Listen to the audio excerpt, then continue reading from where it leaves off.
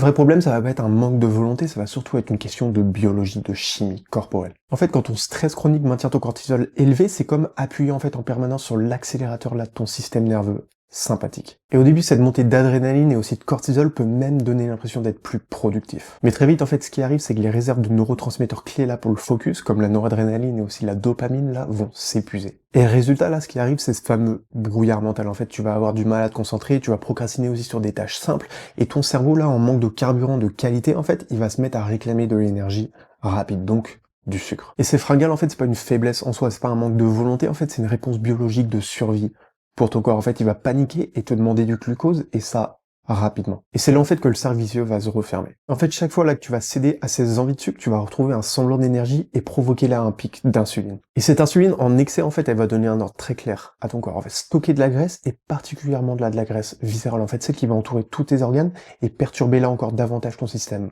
hormonal.